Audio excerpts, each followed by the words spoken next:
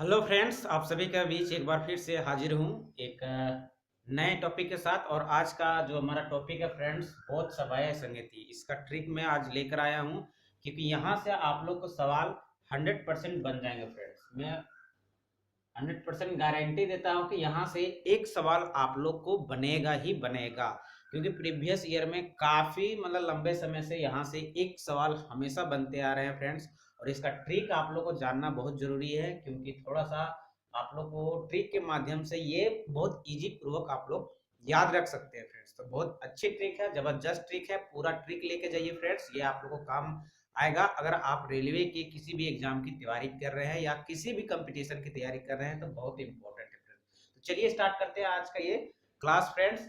देख सकते हैं ये बौद्ध सभाएं और बौद्ध संगीति। मैं थोड़ा सा गौतम बुद्ध के बारे में बता दूं फ्रेंड्स। गौतम बुद्ध जो कि बौद्ध धर्म के संस्थापक रहे हैं, है ना, और बहुत फेमस पर्सनालिटी भी रहे हैं। इसके बारे में आप सभी जानते भी हैं।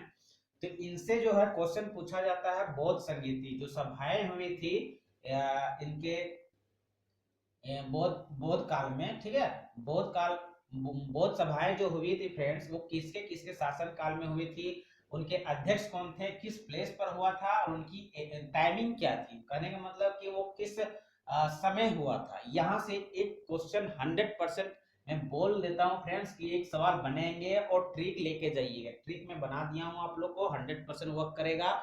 एक बार नहीं, दो बार, तीन बार देखिए और कॉपी में नोट कर लीजिएगा। 100% वर्क करेगा, ठीक है। देखिए फर्स्ट, अगर बौद्ध संगीति की बात करें तो वो 483 ईस्वी में हुआ था। 483 ईस्वी की बात करें तो इसी समय आपका गौतम बुद्ध की जो है मृत्यु हो चुकी थी। और इसी वर्ष में आपका प्रथम बौद्ध संगीति का आयोजन किया गया था फ्रेंड्स। और प्लेस कहाँ था, देखिए फर्स्ट वाला की बात करें तो ट्रिक मैंने रखा है फ्रेंड्स, राजा कश्यप अजात शत्रु।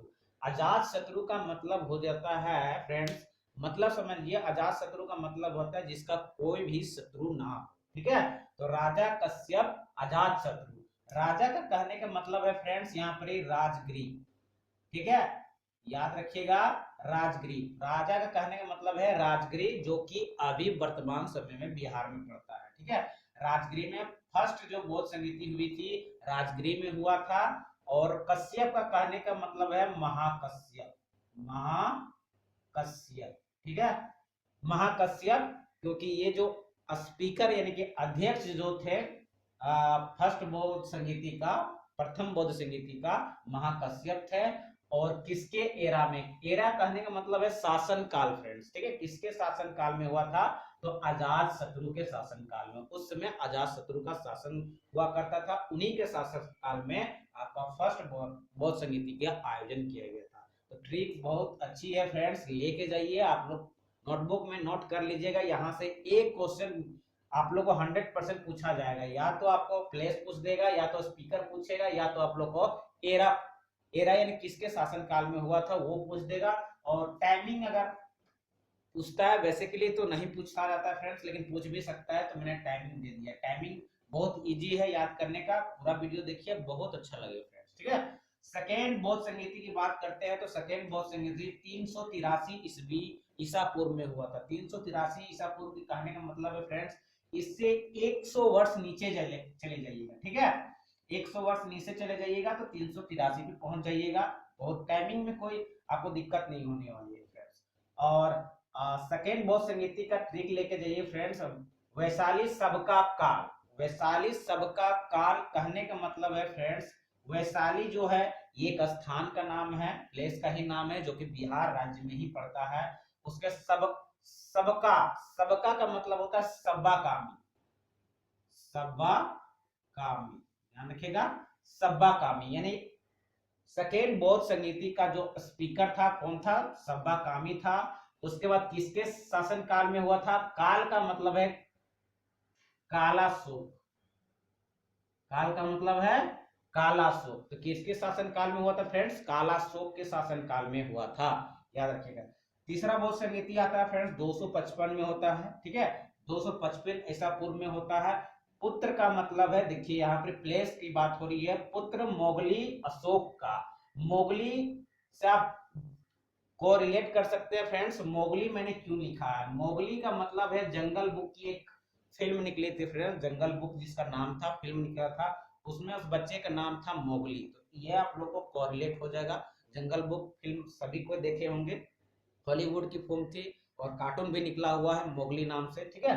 तो फ्रेंड्स, मोगली पुत्र मोगली अशोक का, तो पुत्र मोगली अशोक का ये हमारा तृतीय बोध संगीति का ट्रिक है। तो पुत्र का मतलब हो गया पाटलिपुत्र, पाटलिपुत्र जो कि वर्तमान में इसको पटना कहा जाता है अभी, ठीक है। और ये कहाँ है, बिहार राज्य में है, जो कि पटना जो है बिहार राज्य की राजधानी है।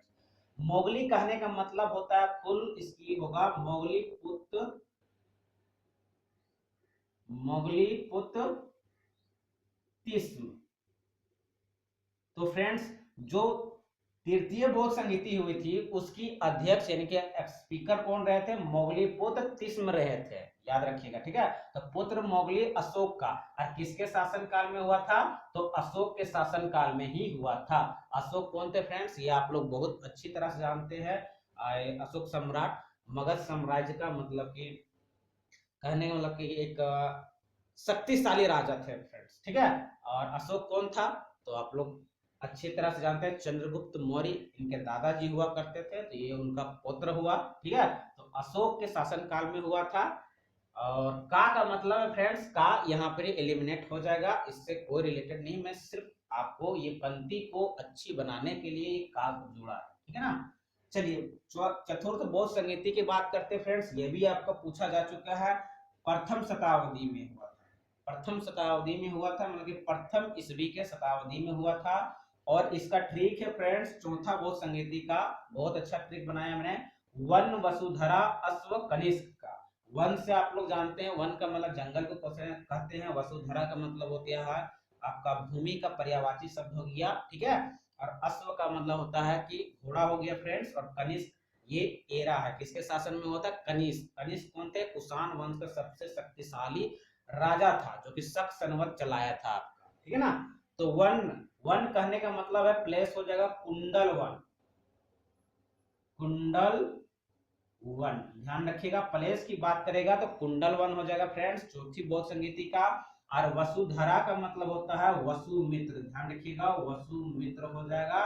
और आपका अश्वघोष, अश्वघोष, ये दो व्यक्ति जो थे इस चौथे बोध संगीति का अध्यक्ष थे, वसुमित्र और अश्वघोष।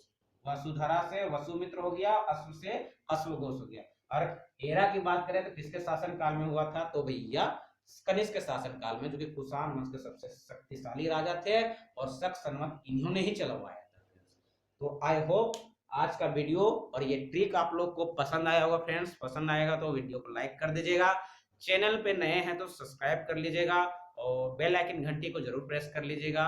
और फ्रेंड्स, दोस्तों के बीच में जरूर शेयर कर दीजिएगा ताकि उनका भी हेल्प हो सके, क्योंकि एनटीपीसी जो है फ्रेंड्स, इसका एग्जाम हो नजदीक आ रहा है, सभी को मदद होनी चाहिए, एक दूसरे की मदद करते चलिए। फिर मिलते हैं अगले नेक्स्ट वीडियो में इसी ट्रिक के साथ, मजेदार ट्रिक के साथ फिर मिलते हैं अगले वीडियो में। तब तक जय हिंद, जय भारत।